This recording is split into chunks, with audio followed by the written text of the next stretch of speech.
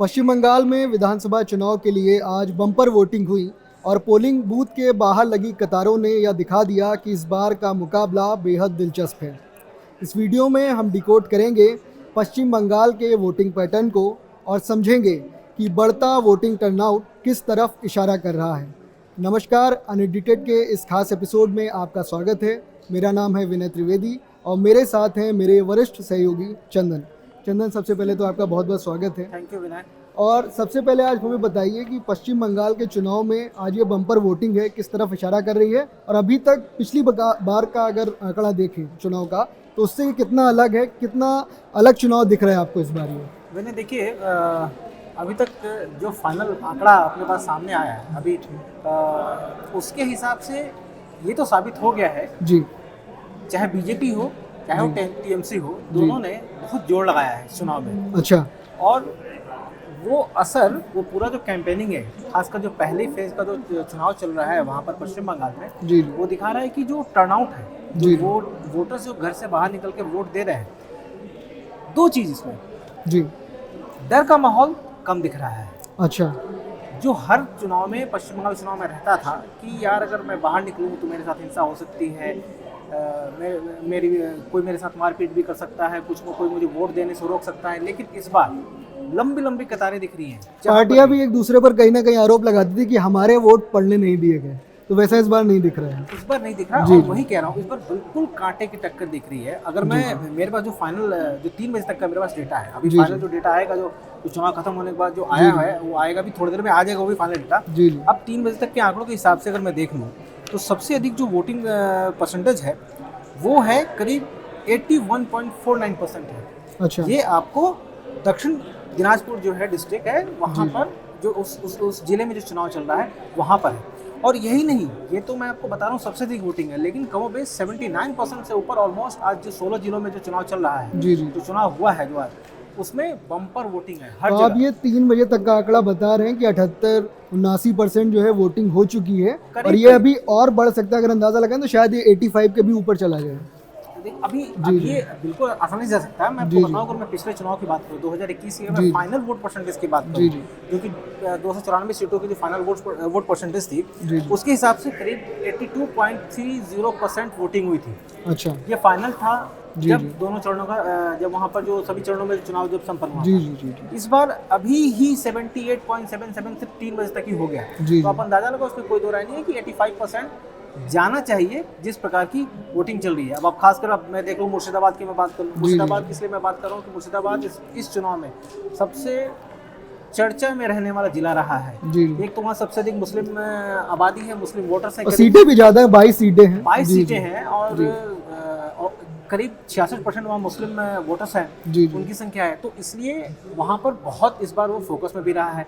और अगर पिछले चुनाव की मैं बात करूँ, अगर मुर्शिदाबाद की बात करूँ, तो मुर्शिदाबाद की 22 में से 20 सीटों पर टीएमसी को जीत मिली थी। लेकिन भाजपा ने सेंध लगाई और 2 सीटों पर कब्जा जमाया था। ये आंकड़ा इसलिए भी दिलचस्प है क्योंकि जब मुर्शिदाबाद में चुनाव कैंपेन भाजपा कर रही थी, उस वक्त वो सबसे बड़ा मुद्दा, 2 मुद्दे बड़े उठा रही थी। एक तो लॉ एंड ऑर्डर की बात कर रही थी, दूसरा अवैध घुसपैठियों को बाहर करने की बात कर रही थी। तो अवैध घुसपैठिए इसलिए क्योंकि वो बांग्लादेश से सटा हुआ वो जिला है और उस जिले से सबसे अधिक घुसपैठ के मामले सामने आए हैं, अवैध रूप से घुसपैठ के मामले सामने आए हैं। और चूंकि आर्थिक रूप से कमजोर जिला है तो वहाँ पर बेरोजगारी भी है। तो इसलिए जो भाजपा भी वहाँ बार बार वो कह रही थी कि रोजगार की बात, रोजगार होना चाहिए था वहाँ पर। और जो वहाँ पर अवैध घुसपैठ की वजह से वहाँ पर जमीनों पे गैर कानूनी तरीके से कब्जा हो रहा है, उस पे भी रोकने की बात की गई है। लोगों की जमीनें छीनी जा रही थी, उसके लिए बात हो रही थी। तो एक वहाँ बड़ा मुद्दा कहीं ना कहीं वहाँ पे वहाँ की मैं बात करूँ, अगर 3 बजे तक मैं मुर्शिदाबाद की बात करूँ तो करीब 80% वहाँ पर वोट अभी ही डल गए हैं। 3 बजे तक का आंकड़ा मैं आपको बता रहा हूँ, 80% मुर्शिदाबाद में। आप समझो कि यानी वहाँ पर वोटर्स जो है घर से बाहर निकल रहे हैं और वो वोट लगातार वहाँ पर दे रहे हैं। 16 जिलों में 78-79% वोटिंग हुई है 3 बजे तक। और मुर्शिदाबाद की बात करें तो वहाँ 1% ज़्यादा ही दिख रही है, मतलब वहाँ के लोग वोटिंग करने में ज़्यादा दिख रहे हैं। और एक और खास मुद्दा आपको याद दिलाता हूँ, अगर आप मुर्शिदाबाद की बात करें, कि तीसरा मुद्दा जो यहाँ का चर्चा में रहा चुनाव में, वो बाबरी मस्जिद का था। तो उसकी अगर बात करें तो हुमायूं कबीर, जिन्होंने ये मुद्दा उठाया और बाबरी मस्जिद की नींव रखी, उनकी सीटों पर क्या हाल है? क्योंकि नोएडा और रेजी नगर दोनों पे आज चुनाव हो रहा है। तो वहाँ का क्या हाल है, अगर आप बता पाए तो? जी, जो जहाँ पे हुमायूं कबीर अभी लड़ रहे हैं वहाँ पर भी वोटिंग परसेंटेज ज़्यादा है। अब मैं बताऊँ तो एक घटना शुरुआती बताता हूँ। जब वो वहाँ पर बूथ पे पहुँचे तो वहाँ पर उनके कार्यकर्ताओं और टीएमसी कार्यकर्ताओं के बीच नोक-झोंक और हल्की झड़प भी देखने को मिली। अच्छा। और ये टीएमसी कार्यकर्ताओं ने हुमायूं कबीर का लिटरली विरोध किया वहाँ पर। इससे वो काफ़ी नाराज भी दिखे हैं हुमायूं कबीर, और उन्होंने पश्चिम बंगाल पुलिस पर ही निशाना साधा कि वो हमारे कार्यकर्ताओं के साथ भेदभाव कर रहे हैं, वो उन्हें भगा रहे हैं वहाँ से, वहाँ रुकने नहीं दे रहे। तो कहीं ना कहीं अगर उनके कार्यकर्ताओं और टीएमसी कार्यकर्ताओं की झड़प, तो यानी ये तो दिख रहा है कि हुमायूं कबीर के प्रति नाराजगी देखने को मिली है वोटर्स के प्रति। क्यों? क्योंकि वो एक ऐसा मानना है वहाँ पर लोगों का कि ये जो हुमायूं कबीर आए हुए हैं वो उससे टीएमसी का वोट कटेगा और फायदा कहीं ना कहीं। तो मतलब ये नज़र आ रहा है कुल मिला के कि मामला भले ही हुमायूं कबीर को कितना भी साइडलाइन करे टीएमसी, लेकिन मामला वहाँ त्रिकोणीय बना हुआ है और नतीजा कुछ भी हो सकता है, इसमें दो राय नहीं है। जी। तो ये बात है। और जैसा कि आपने बताया कि पोलिंग बूथ पर शुरुआत से ही, आज सुबह से जब से वोटिंग पड़ना शुरू हुई तब से ही गहमा गहमी है, आमने सामने कार्यकर्ता हुए और रिकॉर्ड संख्या में वहाँ जवान तैनात हैं। इसके बावजूद टीएमसी और हुमायूं कबीर के जो कार्यकर्ता हैं वो आमने सामने। एक बार जरा हमें ये भी बता दें कि पहले चरण का मतदान जो हुआ है, फ्री एंड फेयर इलेक्शन की जो बात कही जा रही थी, वो कहीं ना कहीं देखने को मिला। तो हमें ज़रा एक बार ये बताइए आंकड़ों के हिसाब से कि वहाँ कितने सुरक्षा बल पहले फेज के लिए तैनात किए गए? मैं सुरक्षा की दृष्टि से अगर मैं बात करूँ वहाँ पर, तो बीजेपी शुरुआत से कह रही है, ये पिछले चुनाव के मैं थोड़ा सा आपको बैकग्राउंड बता दूँ कि 2021 का विधानसभा चुनाव हुआ था। वहाँ पे आफ्टर चुनाव जो हिंसा हुई थी, करीब 52 लोगों की मौत हुई थी। और ड्यूरिंग इलेक्शंस भी वहाँ पर आए दिन आपको जो भी चरण में जो वोट चल रहे थे वहाँ पर हिंसा की खबरें आ रही थी, ठीक है। वहाँ पर झड़प काफ़ी ज़्यादा देखने को मिली थी, तो लोगों के अंदर एक खौफ वहाँ पर बैठ चुका था। शुरुआत से इस इलेक्शन में भाजपा ये कहती आई है कि लॉ एंड ऑर्डर हम बिगड़ने नहीं देंगे। साथ में चुनाव आयोग इस बार बहुत मुस्तैद था सुरक्षा को लेकर। चुनाव आयोग ने तो इसको बिल्कुल हाथों हाथ लिया था कि चाहे आप कितना भी जोर लगा लो, ना की लड़ाई बना रखी थी, इस बार हम फ्री एंड फेयर इलेक्शन कराएंगे, जोर लगा लो, मैं पश्चिम बंगाल में हिंसा हम नहीं होने देंगे। इसके लिए 2500 टुकड़ियां तो ऐसे ही सीएपीएफ की वहाँ पे तैनात की गई थी। अगर मैं आपको बात बताऊँ, अगर पहले फेज की अगर मैं चुनाव की बात करूँ, पहले फेज में चुनाव चल रहा है, वहाँ पर मुर्शिदाबाद में ही सिर्फ सीएपीएफ की 316 कंपनियां तैनात की गई हैं। अच्छा, सिर्फ मुर्शिदाबाद में। उसके पूर्व मेदिनीपुर की मैं बात करूं तो करीब 273 कंपनियां वहां तैनात की गई हैं। उत्तर दिनाजपुर में 132 सीएपीएफ की कंपनियां जो है तैनात की गई हैं। दार्जिलिंग में 61 कंपनियां हैं। जलपाईगुड़ी में 92 कंपनियां हैं वहां पर जो तैनात की गई हैं। और अलीपुरद्वार में सीएपीएफ की 77 कंपनियां जो वहां पे तैनात की। आप इससे अंदाजा लगाइए, यानी चप्पे चप्पे पर सुरक्षा का ध्यान रखा गया है।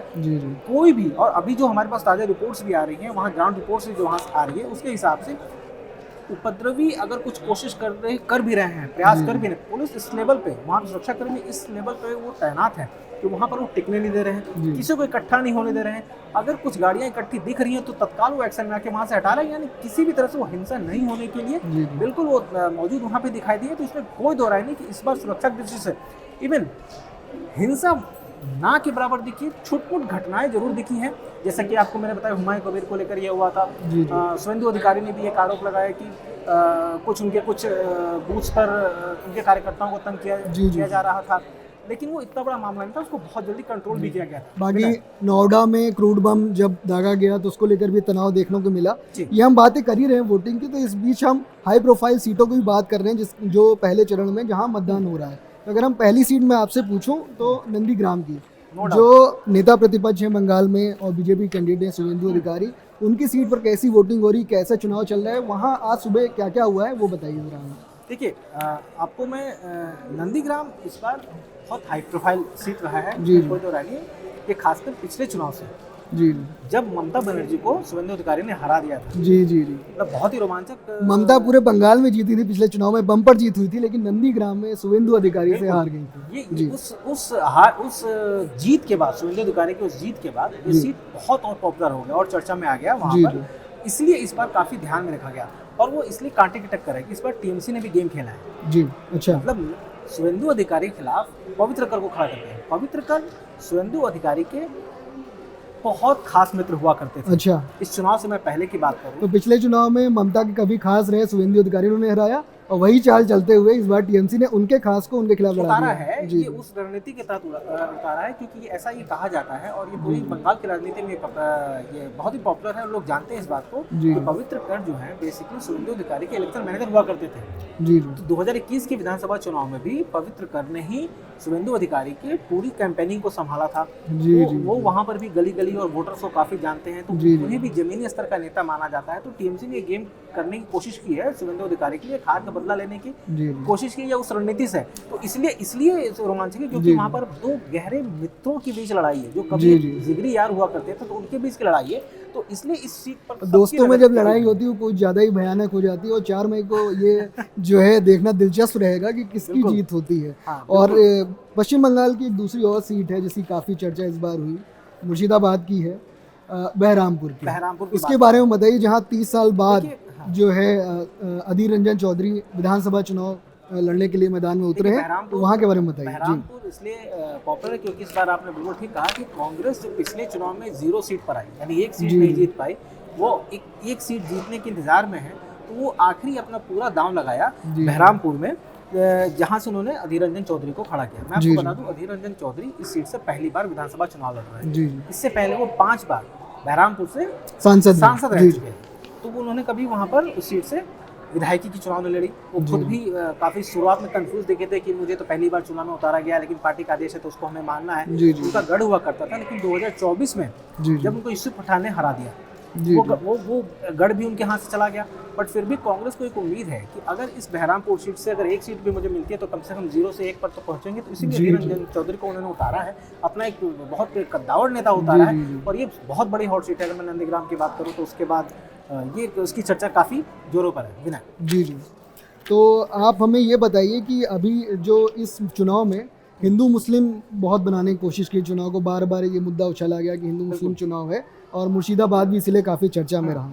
तो पहले फेज़ में जो धर्मकांटे की बात हो रही है उसकी अगर हम बात करें तो हमें उन 4 जिलों के बारे में बताइए जहां पर हिंदू मुस्लिम फैक्टर काफ़ी काम कर सकता है और बीजेपी को और टीएमसी भी उस पर काफ़ी नज़र रखे हुए। देखिए, जैसे मैंने आपको बताया कि मुर्शिदाबाद जैसे है, अब जिन चुनाव हो रहा है, जिन सीटों पे पहले फेज में चुनाव हो रहा है, उसमें सबसे ज़्यादा जो मैंने आपको बोला मुर्शिदाबाद। जी, तो मुर्शिदाबाद में सबसे अधिक मुसलमान है जी। वहाँ पर वोट परसेंटेज आपको मैंने बताया करीब 80% मैंने आपको बताया करीब मुर्शिदाबाद में है। इसी तरह मालदा की मैं बात करूँ तो वहाँ पर भी मुसलमानों की संख्या बहुत ज़्यादा है, अराउंड 50% है। तो वहाँ पर वोटिंग परसेंट करीब 76% है। तो वहाँ पर वोटिंग तो देखिए कम पड़ रही है, बट जो हिंदुओं का भी इलाका है जहाँ पर हिंदू वोटर्स भी काफ़ी ज़्यादा की संख्या में, जैसे मैं बात करूँ, मैं पश्चिम मेदिनीपुर की बात करूँ, यहाँ करीब 86% जो है हिंदू आबादी है। पूर्वी मेदिनीपुर में 85% है, पश्चिमी वर्धमान में 78% हिंदू है, और पुरुलिया में 81% है। ये सभी सीट जो है, सभी जो जिले हैं जहाँ पर चुनाव चल रहा है, वहाँ पर बम्पर वोटिंग हो रही है, जिसमें कोई दो राय नहीं है। धर्म कोई भी हो, हिंदू या मुसलमान है, इस समय वो घर से बाहर निकला हुआ है और वो वोट डाल रहा है। अब वो किसको वोट डाल रहा है ये तो आपको 4 मई को ही पता चलेगा, है ना। ये लेकिन बट कांटे की लड़ाई और टक्कर पूरे बंगाल में आपको चल रहा है। साथ में आपको बताऊं, मैं 2021 की मैं बात करूं, रिजल्ट की बात करूं, तो ये जिन 152 सीटों पे इस बार चुनाव हो रहा है पहले फेज में पश्चिम बंगाल में, तो टीएमसी वहां पर 92 सीट जीतने में कामयाब हुई थी और भाजपा को उसमें 59 सीट मिली थी।